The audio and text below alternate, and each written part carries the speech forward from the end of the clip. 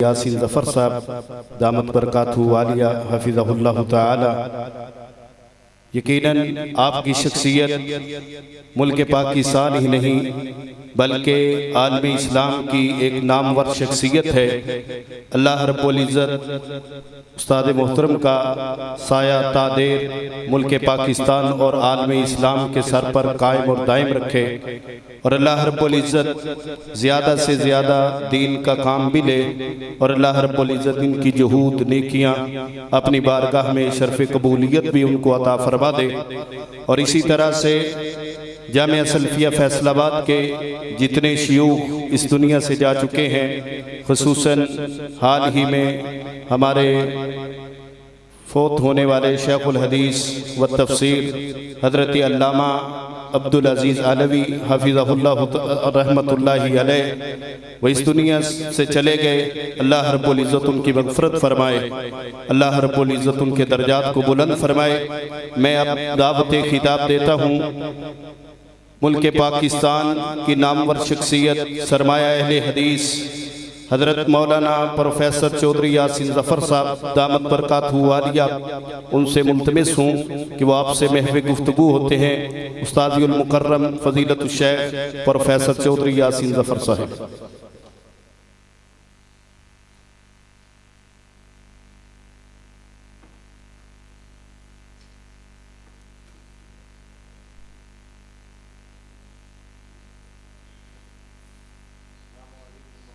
اللہ وبرکاتہ۔ ان الحمد للہ نحمده ونستعینه ونستغفره ونؤمن به ونتوکل علیہ ونعوذ باللہ من شرور انفسنا ومن سیئات اعمالنا، من يهده اللہ فلا مضل له ومن يضلله فلا هادی له، وأشهد أن لا إله إلا الله وحده لا شريك له، وأشهد أن محمدًا عبده ورسوله۔ اللهم صل وسلم وبارك وعنم على حبيبنا ونبينا محمد وعلى آله وأصحابه أجمعين، أما بعد۔ اللهم لا علم لنا إلا ما علمتنا وعلمنا ما ينفعنا وزدنا علما، رب اشرح لي صدري ويسر لي امري واحلل عقدة من لساني يفقهوا قولي، فاعوذ بالله من الشيطان الرجيم، بسم الله الرحمن الرحيم۔ هو الذي بعث في الأميين رسولا منهم يتلو عليهم آياته ويزكيهم ويعلمهم الكتاب والحكمة وإن كانوا من قبل لفي ضلال مبين۔ فضیلت مآب علماء و مشائخ، واجب الاحترام حاضرین، قابل قدر سامعین و سامعات، میں سب سے پہلے تو شکر گزار ہوں اس مسجد کی انتظامیہ کا جنہوں نے یہ اہتمام کیا ہے اور آپ حضرات تک سیرت کا پیغام پہنچانے کے لیے علماء کرام کو دعوت دی ہے۔ الحمدللہ مجھ سے پیشتر ہماری جماعت کے نامور خطیب مولانا احمد حسن صاحب وہ بیان کر رہے تھے، اور جیسا میں نے سنا کہ جناب محترم قاری محمد حنیف ربانی صاحب جو کہ بہت ہی نامور خطیب ہیں، وہ بھی تشریف لا چکے ہیں، اصل خطاب تو ان کا ہوگا۔ میں اس موقع پر ضروری سمجھتا ہوں کہ اپنے حاجی عبدالرشید صاحب جو اس مسجد کے بانی بھی ہیں، اللہ ان کو صحت عافیت والی زندگی عطا فرمائے۔ ایک عرصے سے وہ اس مسجد کی دیکھ بھال کر رہے ہیں، بڑے عجیب و غریب یہاں حالات بھی پیدا ہوئے، لیکن انہوں نے بڑی استقامت دکھائی اور اس مسجد کو آباد کرنے میں بڑی محنت کی ہے۔ الحمدللہ آج دیکھ کر اس نئی مسجد کو اس صورتحال میں تو دلی مسرت مجھے ہوئی۔ آپ تمام حضرات، خاص طور پر انتظامیہ اور جتنے بھی یہاں نمازی ہیں، اللہ رب العزت ان کے لیے یہ مسجد مبارک بنائے اور اس کو شاد آباد رکھے۔ یہ کانفرنس جو کہ سید البشر کے نام سے سیرت کے حوالے سے ہو رہی ہے۔ بلا شبہ ایک مسلمان اس کا یہی جذبہ ہوتا ہے کہ وہ نبی کریم صلی اللہ علیہ وسلم کی سیرت، اس کا تذکرہ سنے، آپ کے حالات و واقعات کو دل و جان سے قبول کرے اور اس پر عمل کرنے کی بھی کوشش کرے۔ دیکھیے، سیرت ایک ایسا موضوع ہے جو نبی اکرم صلی اللہ علیہ وسلم کی زندگی کے ارد گرد گھومتا ہے۔ آپ کی پیدائش سے لے کے اور پھر آپ کا بچپن ہے، جوانی ہے، اور پھر آپ کی شادی ہے، نبوت سے پہلے کی زندگی ہے، اور اس کے بعد پھر جب آپ کو نبوت کا تاج پہنا دیا گیا اس کے بعد کی مکی زندگی ہے، اور اس کے بعد آپ ہجرت کر کے جب مدینہ منورہ تشریف لے جاتے ہیں تو وہ تو بہت ہی بھرپور دعوتی زندگی، جد و جہد کی زندگی، اور بہت ہی مارکۃ العراض زندگی وہ آپ نے وہاں سر انجام دی۔ پھر آپ اس دنیا سے تشریف لے گئے۔ یہ پورا عرصہ جو آپ کی زندگی کا ہے یہ سیرت کا موضوع ہوتا ہے۔ آپ کسی بھی حصے کو پڑھیں تو دل منور ہوتا ہے، دل باغ باغ ہوتا ہے۔ رسول اللہ صلی اللہ علیہ وسلم کے دن اور رات، صبح اور شامیں، آپ کا اٹھنا بیٹھنا، لوگوں کے ساتھ میل جول، خاندانی تعلق، بچوں کے ساتھ تعلق، ازدواجی تعلق، اور پھر وہ لوگ جو آپ کے گرد و پیش ہوئے، جو مسلمان ہوئے، آپ کے اصحاب، ان کے ساتھ آپ کا خوبصورت محبت بھرا رویہ، اور اسی طرح نبی کریم صلی اللہ علیہ وسلم کا ان لوگوں کے ساتھ بھی حسن سلوک جو آپ کی مخالفت کرتے رہے اور آپ کے جان و مال کے دشمن بھی رہے، وہ ساری چیزیں قدم قدم پر آپ کو تاریخ میں ملتی ہیں، سیرت میں ملتی ہیں۔ یہ سیرت کیوں پڑھی جاتی ہے؟ اس کی کیا ضرورت ہے؟ اس کو سمجھنے کی ضرورت ہے کہ ہم سیرت کیوں پڑھتے ہیں اور اس کا ہمیں کیا فائدہ ہو سکتا ہے۔ دیکھیے، میں اگر کسی شخص کو اپنا بڑا مان لوں اور اس کی ذات کو اپنے لیے آئیڈیل قرار دے دوں تو پھر میرے لیے لازم ہے کہ میں اس کا دیکھوں کہ اس نے زندگی کیسی گزاری۔ نبی کریم صلی اللہ علیہ وسلم بلا شبہ ہم سب کے لیے اسوہ حسنہ ہے، اور آپ ہمارے لیے بہترین آئیڈیل ہیں۔ آپ سے بہتر کوئی نمونہ نہیں ہو سکتا، اور ہم آپ کے امتی بھی ہیں، آپ کے پیروکار ہیں، آپ کو پیغمبر مانتے ہیں، رسول مانتے ہیں، لہذا لازم آتا ہے کہ ہم آپ کی سیرت کا مطالعہ کریں اور دیکھیں کہ رسول اللہ صلی اللہ علیہ وسلم نے کیسے زندگی گزاری۔ آپ نے جو آزمائشیں آئیں، مصیبت کے پہاڑ ٹوٹے، اس وقت کس طرح سے صبر و تحمل سے کام لیا، استقامت سے کام لیا، اور اگر آپ پر خوشیاں آئی ہیں، فتوحات ملی، اور اللہ رب العزت نے ان لوگوں کو جو آپ کے دشمن تھے ایک موقع پر فوج در فوج انہیں اسلام میں داخل کیا، تو ایسے خوشی کے موقع پر آپ نے کیا طرز عمل اختیار کیا؟ تو یہ ساری چیزیں کیسے معلوم ہو سکتی ہیں؟ یہ معلوم ہو سکتی ہیں جب تک کہ ہم سیرت کا مطالعہ کریں، اس کو بالاستیاب پڑھیں۔ مجھے اکثر جگہوں پر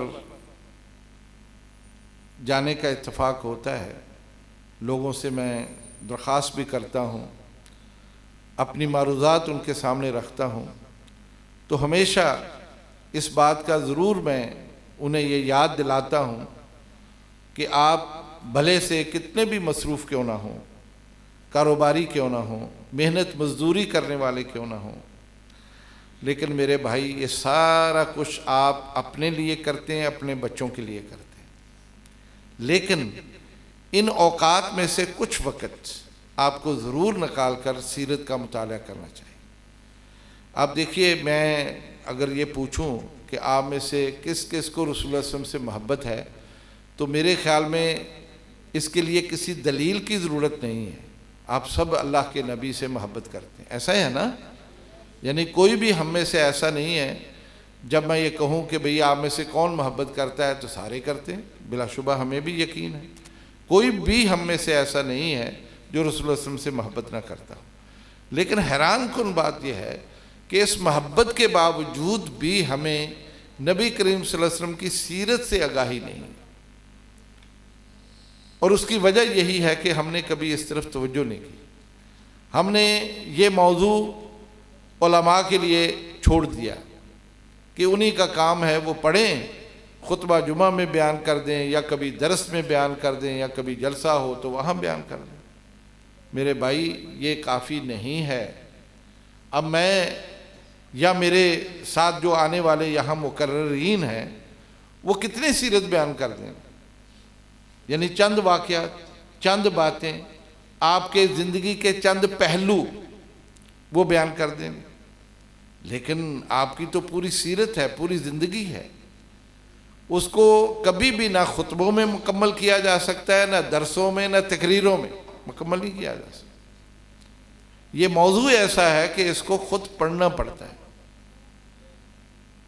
جیسے مجھے حسن ظن ہے کہ گھروں میں قرآن حکیم ہے نا، سب کے گھروں میں، تو پڑھنے والے پڑھتے بھی ہیں، قرآن حکیم کو سمجھنے کی کوشش بھی کرتے ہیں۔ جیسے قرآن حکیم ہمارے گھروں میں ہے اور ہم رکھتے ہیں، اس کا مطالعہ کرتے ہیں، تلاوت کرتے ہیں، ہمارے گھروں میں سیرت کی کتابیں بھی ہونی چاہیے۔ جیسے قرآن ہے ایسے سیرت کی کتابیں ہمارے گھروں میں ہونی چاہیے۔ کتنے لوگ ہیں جن کے گھروں میں سیرت کی کتاب ہے؟ بولو۔ علماء کے علاوہ عام لوگوں کے گھروں میں کتاب ہوتی نہیں، اور محبت ہمیں کس سے ہے؟ رسول اللہ صلی اللہ علیہ وسلم سے۔ جس پیغمبر سے محبت ہے اس پیغمبر کی حیات، اس کی زندگی پر مشتمل کتاب وہ ہمارے گھروں میں ہے ہی نہیں، نہ ہم پڑھتے ہیں، نہ ہم اپنے بچوں کو پڑھ کر سناتے ہیں۔ ہونا یہ چاہیے کہ شام کے وقت آپ گھروں کام سے آئیں، دکان سے آئیں، کہیں سے بھی محنت مزدوری کر کے بھی کیوں نہ آئیں، کھانا پینا کر کے کچھ وقت نکالیں، گھنٹہ آدھا گھنٹہ، بچوں کو ساتھ بٹھائیں، چھوٹے بچوں کو کتاب کھولیں، اونچی آواز میں پڑھیں تاکہ بچے بھی سنیں۔ یہ غیر معمولی کتاب ہے سیرت کی، کوئی بھی سیرت کی کتاب لے لیں، اس کو اونچا پڑھ کر سنائیں، بچوں کو واقعہ سنائیں۔ کس کے واقعہ؟ پیغمبر اسلام کے واقعہ۔ میرے بھائی، اس کے ساتھ ہی آپ کے گھروں میں تبدیلیاں آ سکتی ہیں، آپ کا ایمان تب بڑھ سکتا ہے، آپ کا یقین تب بڑھ سکتا ہے، آپ کا عمل تب بہتر ہو سکتا ہے، لیکن اس کا اہتمام نہیں ہم کرتے۔ میں متعدد جگہوں پر جیسا میں نے کہا ہم جاتے ہیں، اور میں پوچھتا ہوں یہ بات، خطبوں میں پوچھتا ہوں، درسوں میں پوچھتا ہوں، تقریروں میں پوچھتا ہوں، بڑے سے بڑے اجتماعات ہوتے ہیں، چند لوگ ہیں جن کے گھروں میں کوئی سیرت کی کتاب، ورنہ لوگ اہمیت ہی نہیں دیتے۔ آج کل تو نیا فتنہ ہے نا یہ موبائل والا، اس سے ہی نکلتے نہیں۔ اگر کوئی صاحب بصیرت آدمی ہے، چلو وہ اس موبائل سے بھی فائدہ اٹھا سکتا ہے، اس کے ذریعے سے بھی سیرت پڑھ سکتا ہے، لیکن نہیں توفیق، شیطان اس طرف آنے نہیں دیتا۔ بس وہ فیس بک دیکھو، ٹک ٹاک دیکھو، پتہ نہیں اور کیا کیا بیماریاں لگی ہیں، وہی دیکھتے ہیں، بس وہی دیکھتے دیکھتے ہم سو جاتے ہیں۔ حالت تو ہماری یہ ہے۔ دعویٰ کیا ہے کہ میں تو جان بھی قربان کرنے کے لیے تھا، نبی اکرم صلی اللہ علیہ وسلم کی عظمت پر، آپ کی عصمت پر میں جان قربان کرنے، لیکن حالت یہ ہے کہ آپ کی سیرت کا ہمیں علم ہی نہیں۔ میرے بھائیوں، یہ بڑی ہی نازک بات، بہت ہی افسوسناک بات ہے کہ ہم اپنے دعوے میں سچے نہیں ہیں۔ اگر ہم اپنے دعوے میں سچے ہوں نا تو ہم اس کا ضرور اہتمام کریں۔ آپ وعدہ کریں آج اس مجلس میں، اس سیرت کانفرنس کے زیر اہتمام آپ وعدہ کریں کہ ہم سیرت کی ایک ایک کتاب اپنے گھروں میں ضرور لے کے آئیں گے۔ اور یہ کوئی مہنگی نہیں ہے، بڑی معمولی کتابیں ہیں، مل جاتی ہیں، بازاروں میں مل جاتی ہیں۔ الرحیق المختوم ملتی ہے، رحمت للعالمین ملتی ہیں، سیرت النبی کے نام سے ملتی ہیں، بے شمار کتابیں، لا تعداد کتابیں۔ الحمدللہ جامعہ سلفیہ میں تو ہم نے لائبریری کے اندر ایک گوشۂ رحمت بنایا، اس کا نام ہی ہم نے رکھا ہے گوشۂ رحمت۔ اس میں صرف سیرت کی کتابیں، جن لوگوں نے لائبریری دیکھی ہے یہاں موجود ہیں انہیں معلوم ہے، اس میں تقریباً اس وقت 8,000 سے زیادہ سیرت کی کتابیں، 8,000 سے زیادہ۔ تو میرے بھائی یہ تو سیرت کی کتابیں تو بازار بھرے ہوئے ہیں۔ کوئی کتاب جو آپ کو پسند آ لا کے اپنے گھر میں رکھیں، مجھے امید ہے انشاءاللہ اس کا مطالعہ بھی کریں، آپ کے گھر میں خیر و برکت آئے گی۔ نبی اکرم صلی اللہ علیہ وسلم کا جہاں تذکرہ ہوگا وہاں رحمت آئے گی، اس لیے کہ آپ رحمت ہیں، وَمَا أَرْسَلْنَاكَ إِلَّا رَحْمَةً لِلْعَالَمِينَ، آپ پورے جہانوں کے لیے رحمت ہیں۔ جہاں آپ کا تذکرہ بھی ہوگا وہاں اللہ کی رحمت بھی آئے گی۔ تو اگر آپ رحمت چاہتے ہیں نا تو پھر سیرت کا اہتمام کریں، سیرت کا مطالعہ بھی کریں، سیرت کی کتاب لائیں، اپنے بچے بچیوں کو، اپنی بیوی کو، اپنی بہنوں کو، اپنے والدین کو پاس بٹھائیں، اونچی آواز میں پڑھیں، آپ کے ایمان افروز واقعات پڑھیں۔ یارو یہ تو بڑا آسان کام ہے۔ میں نے جیسا کہا ہے، میں یہاں کچھ بیان کر دوں، کوئی اور بھی مولوی یہاں آ جائے، خطیب آ جائے، کتنا بیان کر دے، چند ایک واقعات، اور بعض دفعہ وہی بار بار دہرائے جاتے، تو سیرت مکمل نہیں ہوتی۔ آپ محنت مشقت کرنے والے ہیں، وہ ابواب پڑھیں کہ رسول اللہ صلی اللہ علیہ وسلم نے اس بارے میں کیا کہا۔ آپ دکاندار ہیں تو اس بارے میں پڑھیں کہ دکانداروں کے لیے کیا کہا۔ آپ بحیثیت باپ ہیں تو یہ پڑھیں کہ رسول اللہ صلی اللہ علیہ وسلم بحیثیت باپ کیا کرتے رہے۔ آپ بحیثیت خامد پڑھیں کہ آپ بحیثیت خامد کیا کرتے رہے۔ ہے نا یہ بات کہ آپ ان ابواب کو پڑھیں گے آپ کی اصلاح ہو جائے گی۔ لیکن جب ہم سیرت کے قریب ہی نہیں جاتے، لیکن محبت بڑی ہے ہم، اس میں کوئی شک نہیں، لیکن میرے بھائی اس محبت کا اظہار بھی تو ہونا چاہیے۔ کسی طریقے سے ہم اس کو لوگوں کے دلوں میں بٹھائیں، وہ اور محبت بڑھے گی جب آپ سیرت پڑھ لیں گے، یہ محبت اور بڑھ جائے۔ دیکھیے 2-4 باتیں اس ضمن میں عرض کروں کہ سیرت کیوں پڑھی جاتی ہے۔ قرآن حکیم، توجہ ہے نا میری طرف، قرآن حکیم آپ دیکھیں یہ ہمارے لیے ہدایت ہے، اللہ کی طرف سے ہدایت نامہ ہے۔ آپ درس قرآن سنتے ہیں، بہت سارے واقعات قرآن حکیم کے سنتے ہیں۔ اسی قرآن حکیم میں اللہ رب العزت نے نبی کریم صلی اللہ علیہ وسلم کے حوالے سے بہت کچھ بیان کیا ہے۔ آپ کے غزوات کا تذکرہ ہے، آپ کی شادیوں کا تذکرہ ہے، طلاق کے مسائل کا تذکرہ ہے، اور لوگوں کے ساتھ معاملہ کرنے کا تذکرہ ہے، انبیاء کی کہانیاں ہیں، ان کے قصص ہیں۔ میرے عزیزو، قرآن حکیم کو سمجھنے کے لیے اور ان واقعات کو اس کی تفصیل میں جانے کے لیے ضروری ہے کہ آپ پہلے سیرت پڑھیں۔ جس شخص نے پہلے سیرت پڑھی پھر قرآن حکیم کا ترجمہ پڑھا، آپ یقین کریں وہ پورا قصہ اس کے سامنے آ جاتا ہے، وہ پورا منظر نامہ اس کے سامنے آ جاتا ہے۔ وہ ایسے محسوس کرتا ہے کہ گویا وہ مدینے کی گلیوں میں ہے، وہ مکے کی گلیوں میں ہے، وہ غزوہ بدر کے میدان میں ہے، وہ احد کے میدان میں ہے، وہ خندق کھودنے کے میدان میں ہے۔ لیکن تب ہوتا ہے پہلے سیرت پڑھی ہوئی، پھر آپ قرآن پڑھیں، اس کا ترجمہ پڑھیں، وہ واقعات پڑھیں، تفسیر پڑھیں، وہ ساری باتیں آپ کے سامنے آ جائیں۔ لیکن جس شخص نے سیرت نہیں پڑھی، وہ صرف قرآن حکیم کا ترجمہ پڑھتا ہے، فائدہ ہوگا اس کا، لیکن وہ تفصیل اس کے سامنے نہیں آئے گی۔ یہ تفصیل سیرت سے ملتی ہے۔ اس لیے قرآن حکیم کو سمجھنے کے لیے ضروری ہے کہ انسان پہلے سیرت کا مطالعہ کر لے، اور یہ بہت آسان اردو میں ملتی ہیں، اور آپ اگر نہیں پڑھ سکتے ہو بھائی کسی کو بٹھا کے اس سے سن لو۔ بے شمار ہم اور کہانیاں سنتے ہیں، بے شمار کام کرتے ہیں، گپے شپے لتاتے ہیں اور لطائف سنتے ہیں، ان کو چھوڑیں، کسی کام کی طرف آ جائیں، سیرت کی طرف آ جائیں۔ اس لیے میں نے عرض کیا کہ یہ بڑا ہی ضروری ہے کہ جو شخص یہ چاہتا ہے کہ اسے قرآن حکیم سمجھ آ جائے، پہلے سیرت پڑھ لے۔ الحمدللہ اللہ اس کا سینہ کھول دے گا اور قرآن حکیم کی مکمل روشنی اس کے دماغ میں، اس کے دل میں آ جائے گی، دل منور ہو جائے گا۔ دوسری بات یہ ہے کہ نبی کریم صلی اللہ علیہ وسلم سے کوئی ہم جب محبت کا اظہار کرتے ہیں نا، تو بلا شبہ یہ ایمان کا تقاضا ہے۔ میں بھی زبانی اظہار کر دوں گا کہ میں رسول اللہ صلی اللہ علیہ وسلم سے محبت کرتا ہوں، لیکن یہ ایک زبان سے اظہار ہے۔ دیکھیں جیسے ایمان ہے نا، ایمان اس کے بارے میں زبان سے اقرار کرنا ایک یہ طریقہ ہے، دل سے اس کی تصدیق کرنا اور پھر اپنے اعضاء کے ساتھ اس پر عمل کرنا، یہ تب ایمان مکمل ہوتا ہے۔ آپ کو علماء نے بتایا ہوگا یہ ایمان باللسان ہے، ایمان بالقلب ہے، ایمان بالجوارح ہے۔